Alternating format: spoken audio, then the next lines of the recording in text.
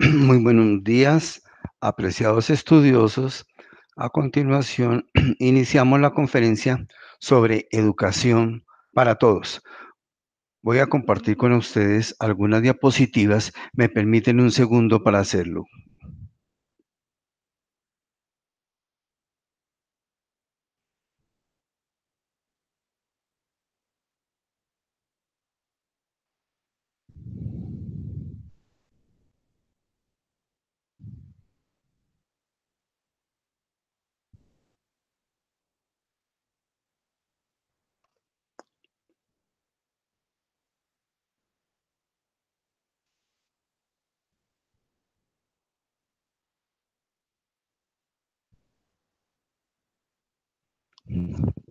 Entonces, la conferencia se llama Educación para Todos. Mi nombre es José Vicente Ataraz y Fuentes. Soy economista con una especialización en análisis y administración financiera, una especialización en docencia universitaria y magíster en ciencias de la educación. Entonces, el objetivo de esta conferencia es darnos primero líneas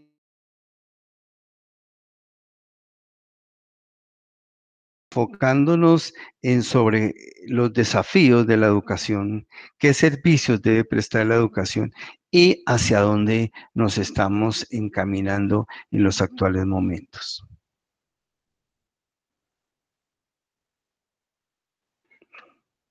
Dentro de la primera situación que vamos a observar, miremos esta gráfica sobre educación para todos, iniciando con citar lo que es el artículo 26 de la Declaración Universal de los Derechos Humanos, en los cuales se hace énfasis inicialmente en que todas las personas deben recibir una educación y esta educación debe ser la adecuada sin interesar en ningún caso ni el sexo, ni la raza, ni el color, ni la religión, ni la discapacidad. Hago énfasis en esta última de la discapacidad, en el sentido que va a tener mucha incidencia dentro del curso que nosotros estamos iniciando. Entonces, al ver que se requiere de una educación en el cual todas las personas deban ser atendidas en igualdad de oportunidades sin interesar ninguno de sus impedimentos, ya sea físicos o de adaptabilidad a un entorno social. Pero obviamente que dentro de la problemática educativa tenemos varios aspectos. Uno, que es la problemática de la exclusión social. Y en ellos tenemos dos aspectos fundamentales. Uno, que es la educación segregada y el fracaso escolar, adicionando a ellos dos que no son menos importantes, que son las prácticas educativas homogéneas y la menor calidad de los desfavorecidos. Entonces, cuando nosotros hablamos de la educación segregada, lo que estamos buscando es que los entes dominantes de la sociedad lo que pretenden es que a un grupo de la sociedad o a un grupo social en específico se le dé un tratamiento preferencial, si lo estamos hablando, un tratamiento preferencial en el cual ellos van a tener unas opciones diferentes a los demás, ¿cierto? Entonces, cuando nosotros estamos hablando de cualquier tipo de segregación, lo que estamos diciendo es que queremos tomar de la población una parte específica a la cual le vamos a dar un tratamiento especial, ¿sí? Y quizás dentro de ella, una de las premisas tiene que ver los aspectos políticos, ¿sí? Y también los aspectos de la cultura, ¿cierto? Si hablamos del aspecto político, es quizás el régimen de cada país lo que busca en algún momento dado es privilegiar a un tipo o una parte de esa sociedad. Si nosotros nos vamos a remontar a lo que hablábamos, los grandes filósofos, etcétera, cuando ellos decían, Aristóteles, Platón, en el sentido de que las personas nacen con unas habilidades específicas. Entonces, cuando nosotros hablamos de una educación segregada, lo que estamos diciendo es que a una parte de la población le vamos a dar un tratamiento diferencial con respecto a otra. ¿Y eso a qué conlleva? Obviamente a una menor calidad para los más desfavorecidos, porque si estamos hablando de una, de una dominio, digámoslo así, o de que la clase dominante busca una preparación especial para que le siga en ese proceso político, que ellos son los que están a la vanguardia y los que van a ser los próximos gobernantes, por decirlo de alguna manera, las próximas personas que van a tomar las directrices del país.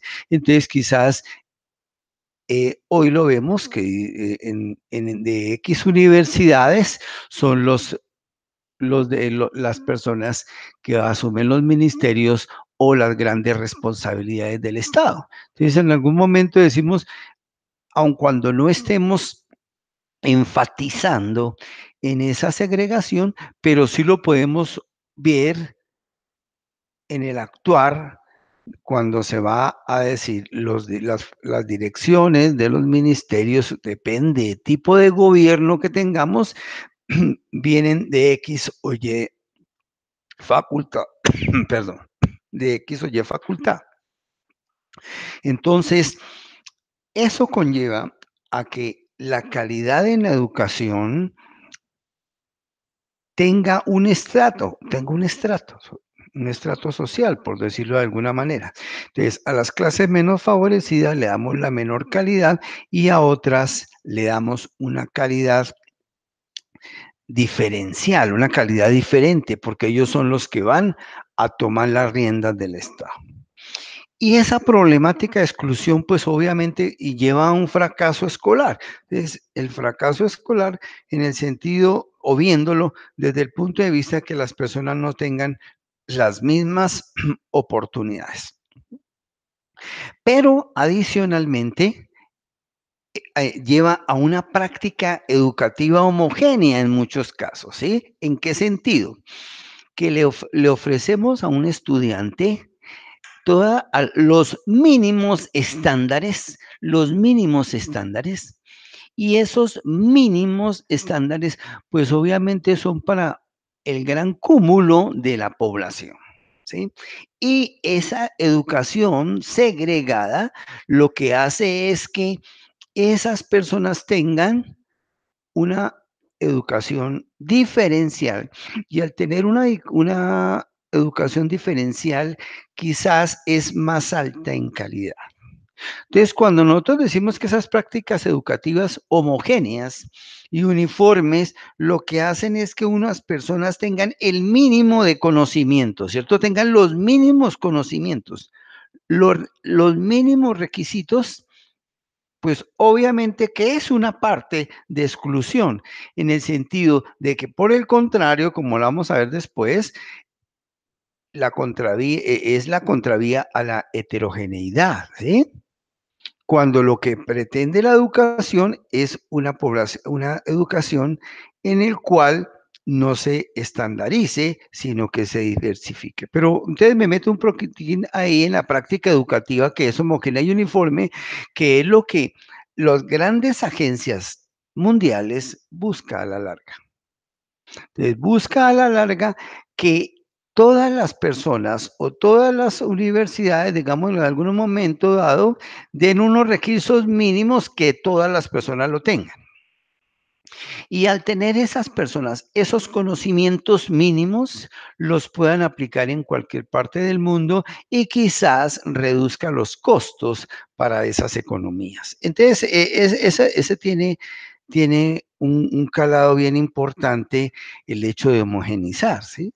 Tiene un calado bien importante dentro de la política, tanto nacional como en la política internacional. Entonces, si vamos a ver los procesos migratorios hoy en día, entonces, las personas que quieran ir a Australia, de pronto las personas que se quieran ubicar en Finlandia, que quieran ir a Canadá, entonces en el momento actual le exigen, le dicen, usted debe dominar un idioma, ¿cierto? Entonces, si domine el inglés, domine el francés. Entonces, Adicionalmente, usted debe ser profesional y le abren las puertas para que ellos se ubiquen en esos países.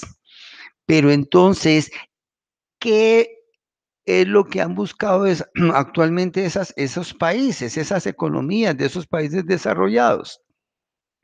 Pues que tienen de pronto déficit de mano de obra, o así no teniendo déficit de mano de obra, requieren que el exterior capacite la mano de obra y se la lleve allá a trabajar, queriendo decir que esos países o esas economías desarrolladas no tienen que invertir en educación, sino que le llega, digámoslo así, un producto final, el cual lo ponen a operar, lo ponen a trabajar. O sea, él empieza a producir y a esa economía no le ha costado nada. Ustedes sí ven que esa problemática de la exclusión social, en el sentido de que homogenicemos y que seamos uniforme en el proceso educativo hacia donde conlleva, o sea que viene siendo no solamente una política interna de cada país, sino que son políticas internacionales que a través tanto del punto de vista político, económico, están buscando que los países le proporcionen los recursos, entre comillas, el producto terminado para que se puedan ubicar en otras economías y allá generen producto y allá generen producción y allá generen productividad. Entonces, no es tan fácil decir que esa exclusión social pues sea una política de Estado, no es tan fácil decirlo, pero cuando vamos a mirar en el ambiente real, pues se percibe que así se está dando. Entonces, esa segregación y esa exclusión social, pues obviamente también lleva al fracaso escolar. Y esas prácticas educativas homogéneas y uniformes, pues como lo colocamos aquí en esta diapositiva, pues van dirigidas a la población mayoritaria, ¿sí? O sea, que el mayor de la población tenga esos mínimos homogéneos conocimientos, uniformes conocimientos, y quizás con esos recursos, con eso mínimo, podamos hablar de una normalización, ¿sí? Y esa regulación, pues en muchos casos se permite la estandarización. Entonces, cuando en educación empezamos a hablar de estandarización, entonces generalmente decimos, no, pues sí, que todo el mundo tenga un mínimo, ¿cierto? Pero cuando nosotros hablamos en educación de un mínimo, quizás estamos, como cuando hablamos de un registro calificado, que el registro calificado me dice cuáles son los mínimos exigidos para que un programa se dé. Entonces, en educación, cuando decimos que esa población tiene unos mínimos conocimientos estandarizados, quizás eso es lo que ayuda a fortalecer, como lo escribimos aquí, es la desigualdad. La desigualdad.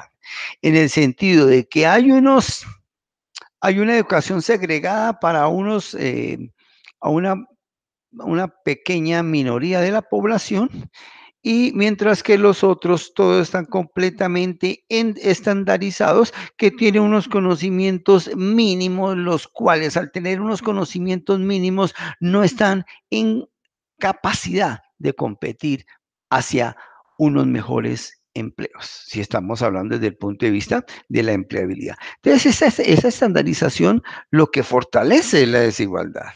¿Mm? Y obviamente, la disparidad en el logro de los objetivos y una inequidad en el acceso a la educación de calidad. Entonces, esa estandarización, pues va en contravía de la diversidad. Y esa diversidad lo que me está diciendo es que toda persona es única, ¿cierto? Y que como persona única, pues debe recibir una educación específica para él, O sea, que debe haber una heterogeneidad con respecto a cuáles son los medios, las formas de comunicar los conceptos, la información. Entonces, la responsabilidad social de los entes, de las instituciones educativas, pues tendrían que darse es hacia ser heterogéneos en impartir unos conocimientos, entender que hay diversidad y que la diversidad lo que hace es que las personas aprendan de diferentes formas, pero que a todas se les dé una educación de calidad. Y esa educación de calidad no permite uniformar a los estudiantes. ¿Sí? Sí, todos los estudiantes no son iguales, todos los estudiantes son diversos. Y al ser diversos, pues tenemos que darle todas las posibilidades para que exploten su individualidad y adquieran unos conocimientos que le permitan en un momento dado mayores desarrollos y esos mayores desarrollos redunden el beneficio pues de un país, ¿cierto? Entonces, esa educación para todo la podemos englobar en la necesidad de que a todas las personas sin interesar su color, su religión, su raza, etcétera, sin ningún tipo de cortapisa, se le debe dar las posibilidades de adquirir una educación de alta calidad. ¿Mm? Entonces, si vamos a mirar en nuestro medio, ¿qué ocurre? Pues que de un colegio, el profesor de un colegio distrital no tiene sus hijos en un colegio distrital, ¿sí? Lo tiene en un colegio privado. ¿Mm? Que el profesor de una universidad, a manera de ejemplo, bueno, cualquiera, Universidad del Estado, quizás sus hijos están en el sector perdón, que estudie trabaje en el sector público, sus hijos los tenga trabajando en el sector, estudiando en el sector privado. Entonces, ahí está chocando lo que yo estoy impartiendo con la cultura que ese profesor en un momento dado y que no concibe que la educación debe ser complementaria para todos y de alta calidad. ¿Sí ve la diferencia cuando nosotros decimos aquí en Colombia que muchas personas estudian en colegios privados que proporcionan educación de altísima calidad, ¿sí?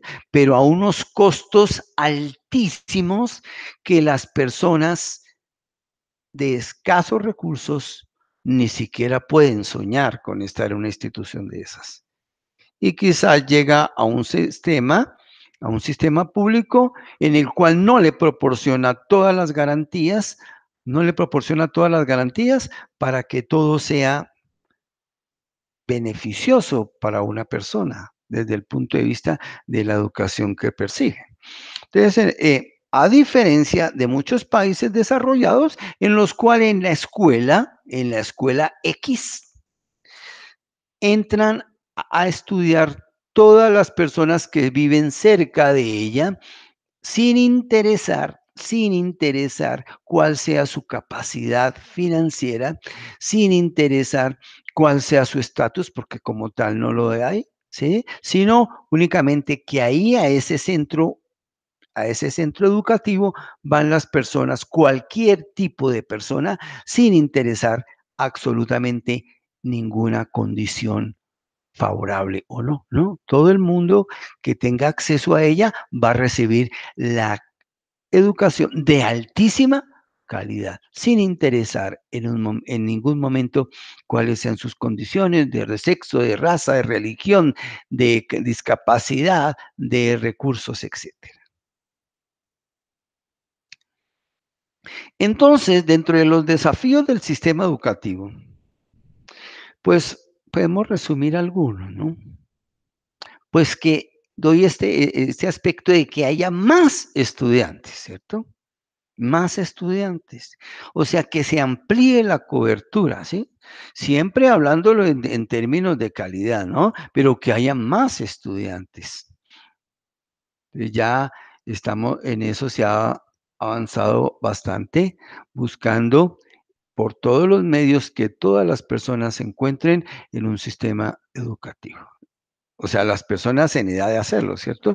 Ya hemos llegado a extremos que en algunas ciudades grandes del país hay, digamos, una oferta importante de cupos, pero las personas no llegan. Entonces nos toca buscarlo, ¿cierto? Como ha pasado en Medellín, que estamos buscando, ya hasta con megáfono en mano, estamos en el metro y pasando por las diferentes calles llamando a la gente a que haga uso de esos cupos. Entonces, un desafío bien importante es que haya más estudiantes. ¿Mm? Otro aspecto importante, el tiempo de estudio, o sea, el tiempo de estudio referenciado a cuántos años las personas van a estar en el sistema educativo. Entonces, vemos lo que se buscaría y lo que se privilegiaría es lo que hablamos nosotros de una educación para toda la vida, en el sentido que cada vez estamos ampliando nuestras fronteras con respecto a la realización de estudios, pero adicionalmente, cada día nosotros nos preparamos, cada día nosotros o cada uno de los estudiantes se prepara para una educación para toda la vida. ¿Qué quiere decir? Que siempre estamos y constante y continuamente estamos recibiendo conocimientos del exterior por los diferentes medios, ¿cierto? Ya sea por los diferentes medios utilizando las tecnologías de la información. Entonces, ese tiempo de estudio necesariamente hay que ampliarlo, ¿cierto? Y en la medida que más ampliemos, entonces nos empezamos a diferenciar en algún momento dado y nos empezamos a medir con respecto a otros países, a otras economías, ¿cierto? Entonces, sí, si nosotros nuestro tiempo promedio de estudio son 6 años, con otro que el promedio de estudio son 12, con otro que el promedio de estudios son 15, con otro que el promedio de estudios son 20, etcétera.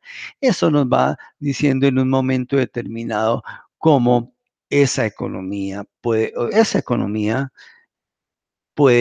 funcionar y qué mejoras puede dársele a la población y qué beneficios para el conglomerado social puede alcanzar. Y otro aspecto, obviamente, que,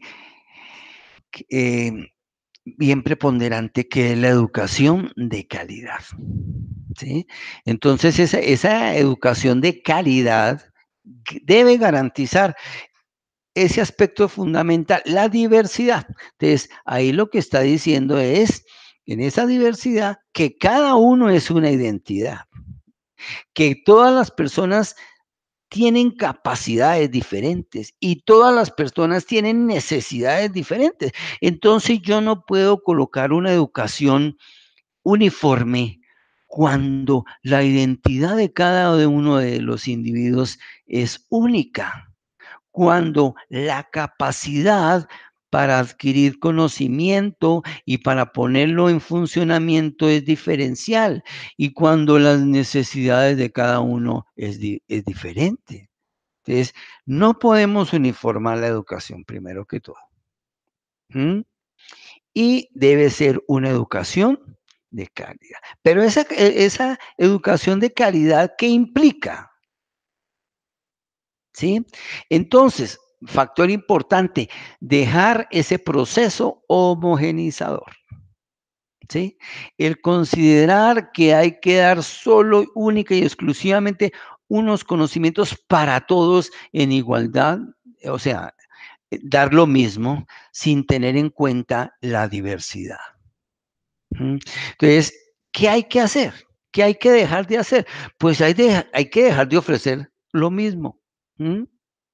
No podemos estar ofreciendo lo mismo en educación, porque ahí se refleja podemos estar reflejando el aspecto cultural de ese, ¿sí?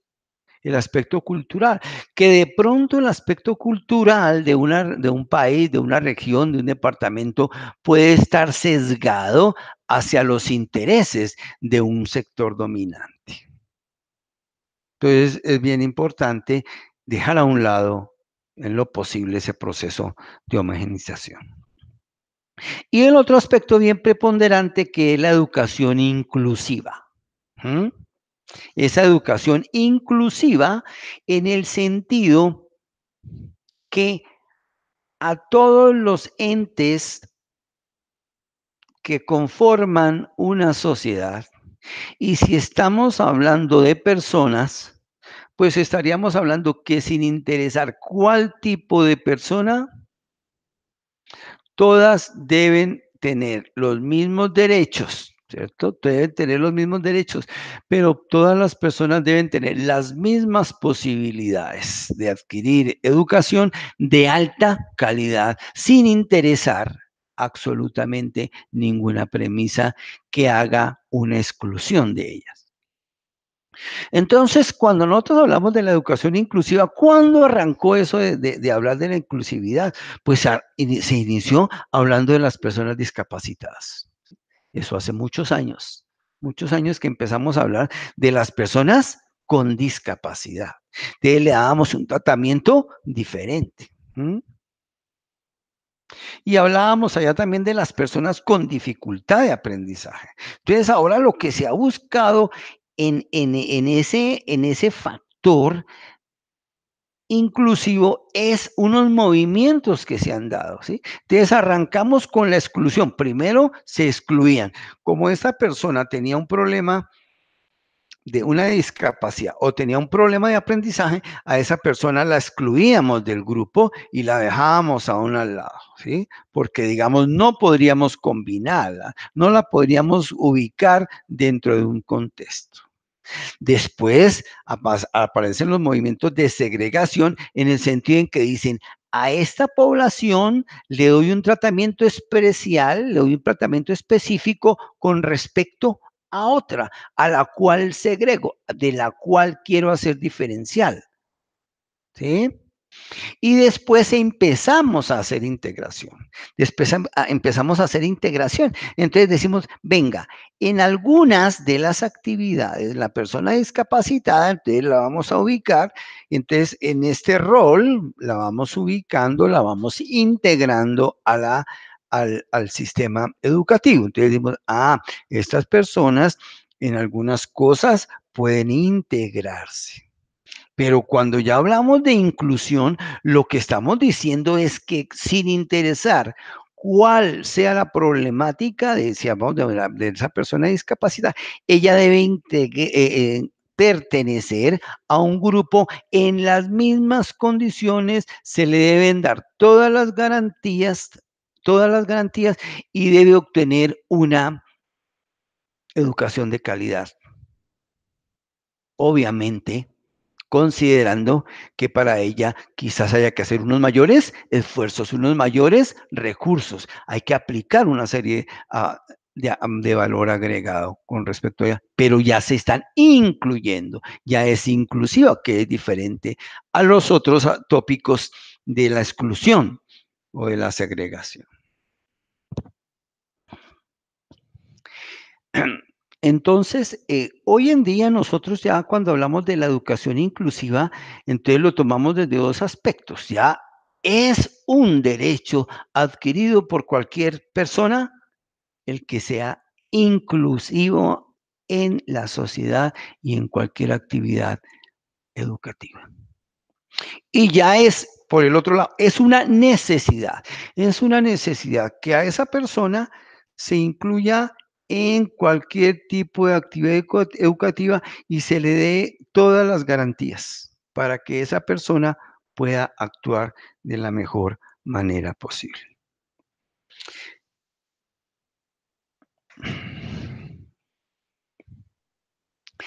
Voy a mirar un poquitín algunos elementos del servicio educativo, ¿cierto? Que ya de pronto Después hablaremos con más extensión sobre ellos.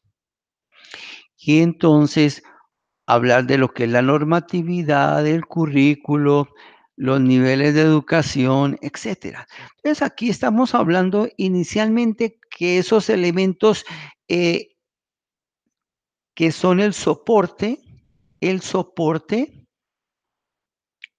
pedagógico, el soporte filosófico, el soporte, digámoslo, desde el punto de vista teórico, para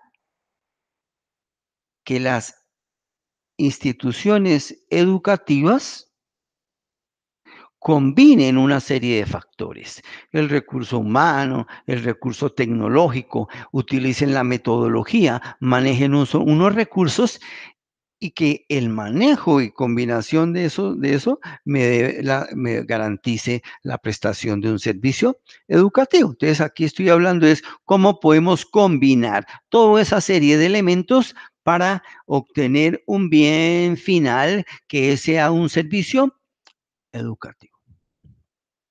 Pero, ¿cuáles son los fines de la educación?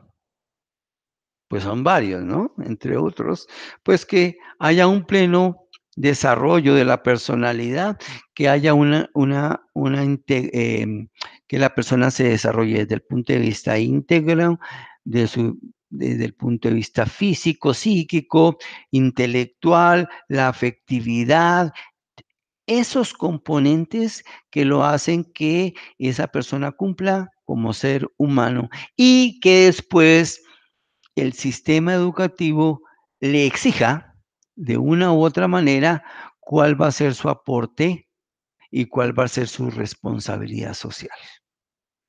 Porque todas las personas recibimos del medio un conocimiento, ¿cierto? Y eso nos va a hacer fuerte física, moral, intelectual, etcétera, pero eso debe redundar en algo. ¿En qué? En la sociedad, que es una de los problemas que hoy tenemos, ¿cierto?